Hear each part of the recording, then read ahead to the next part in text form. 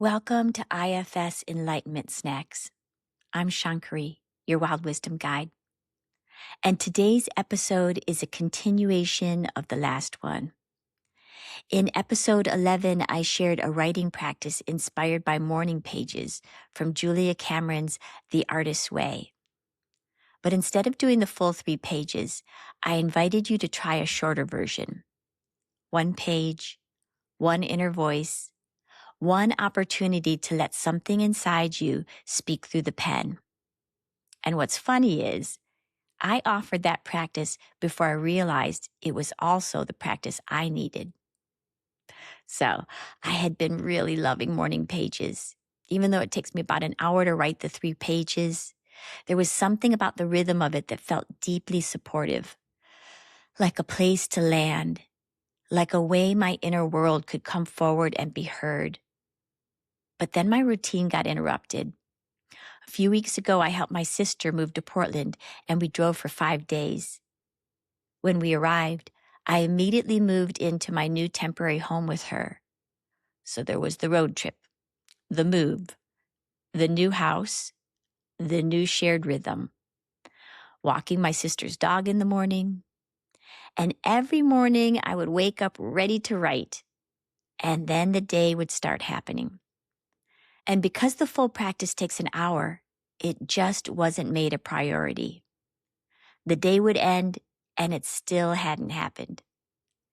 And then the inner voices began to have opinions. There was a self-critical one saying, "You're not doing it. You're not getting it done." And there was another voice saying, "Please don't use this practice to beat yourself up. It's self-care to be gentle with yourself, especially considering everything that's happening in your life right now." And then there were the voices who weren't critical at all. They just wanted a forum, a space, a time, a page where they could be heard once a day. No one inside me was really saying, "Don't write." But the full version had become too big for the life I'm actually living right now. And because the full version felt too big, no version was happening. Then, this morning, something simple occurred to me. Write 1 page. Not 3, 1. It would take about 20 minutes, and I could actually do that. So I did. And I had to smile because that was exactly what I had invited folks to do in the last episode. Sometimes we offer the medicine before our own system is ready to receive it. Sometimes a new possibility needs to be heard a few times before it becomes an actual option inside of us. And this is where I want to talk about discipline. Because discipline is often framed as the opposite of love. It can sound like pressure, control, self-denial. Do it or else. And many of us learn discipline that way, through fear of failure, punishment, fear of disappointing someone, fear of being unworthy if we don't keep up. But there is another kind of discipline, a healthier kind, a discipline that comes from love. When we love a garden, we tend it. When we love a craft, we practice it. When we love a relationship, we show up for it. When we love our body, we move it. When we love our soul, we make time to listen. And I'm just going to repeat that again. When we love our soul, we make time to listen. So the discipline isn't separate from the love. The discipline is love taking form through repeated action. And for me, this changes something. Morning pages aren't just training creativity. They're a love letter to the inner world. And maybe meditation isn't just training attention. Maybe it's a love letter to awareness. Maybe Qigong isn't just training the body. Maybe it's a love letter to your vital life force. Perhaps any practice that truly supports you is a way of saying, "This matters, so I'm coming back." Love is the why, training is the how, discipline is the returning. But here's the important part. Self-led discipline doesn't force, it listens. It doesn't let the inner critic run the practice. It doesn't abandon the devoted places inside us that still want the practice. It asks, what would make this loving and manageable? And that question can change everything. Because sometimes the creative solution doesn't come from either side winning. It comes when we sit with the inner conflict long enough, kindly enough, for a third way to appear. So it's not 3 pages or nothing, 1 page. It's not the full workout or nothing. How about a walk around the block? Not a perfect morning routine, but one quiet breath with tea. The manageable version still counts. So let's try this together. This will be a short inner check-in for any practice, commitment, or rhythm you've fallen away from, or when you'd like to begin. It might be the morning pages, meditation, movement, prayer, a creative practice, a bedtime rhythm, a boundary practice, anything that matters to you. If you're walking or commuting, you can simply listen and imagine this. If you're somewhere you can settle, let your body arrive. Feel the contact beneath you. Maybe a chair, the floor, the earth. Let your eyes be open or closed, whatever helps your system feel safe enough. And take a moment to name the practice or rhythm you want to explore. Not the one you think you should choose, the one that has some life in it, the one that matters. Now notice if there's something in you that wants to do the practice, something that wants you to return, a devoted place inside that has found value in it, an inner voice that cares about discipline, follow through, devotion, or trust. And once you've got that, just notice. You don't have to like how this voice communicates. It may sound encouraging, or it may sound critical. And just notice it.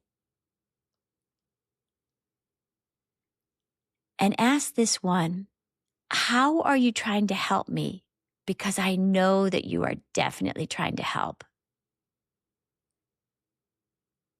And let the answer come. Maybe it wants you to feel better or to trust yourself. Maybe it wants your inner world to be heard. Maybe it doesn't want you to lose touch with something sacred.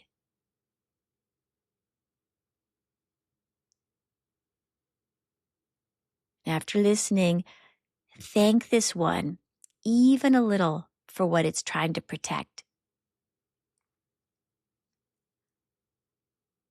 Now, notice if there's another side of you.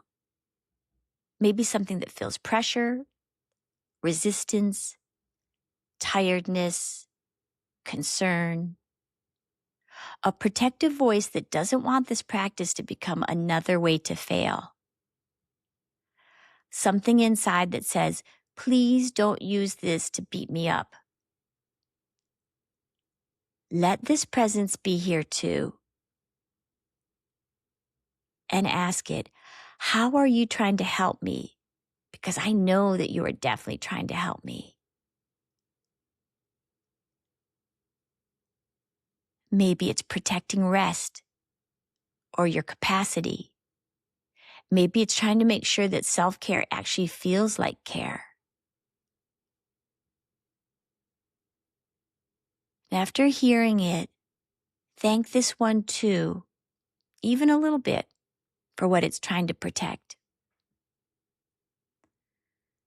And now, See if you can sense both of these inner positions at the same time. The one that wants the practice and the one that doesn't want pressure. You don't have to choose sides. You don't have to solve it from your head. Just let there be a little space for both. And from that wider, calmer place, ask both of them, what would make this loving and manageable? Not perfect, not impressive, not the version someone else would approve of, but loving and manageable. Just listen.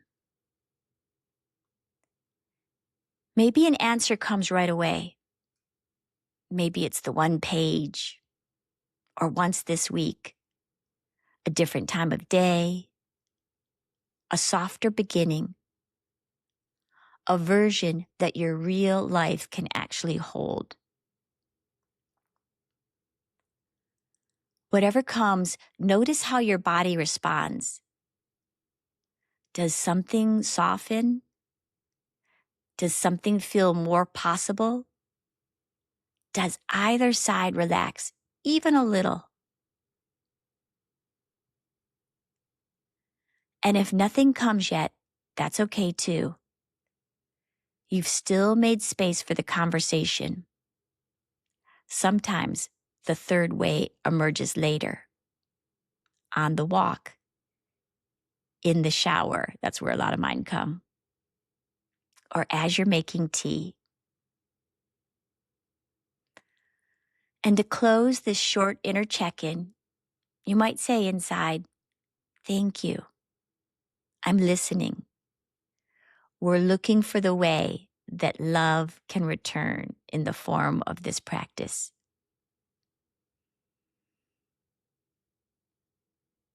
And gently come back to the room, to the body, to the contact beneath you. So, your invitation this week is simple. Try the manageable version once, not the perfect version, not the full version, unless that feels loving and available. Just the version that lets you return. Because the deepest form of discipline may be loving something enough to keep showing up for it long after the novelty has worn off. Thank you for being here with me on IFS Enlightenment Snacks. May the places in you that care about devotion and the places in you that care about kindness both feel heard today.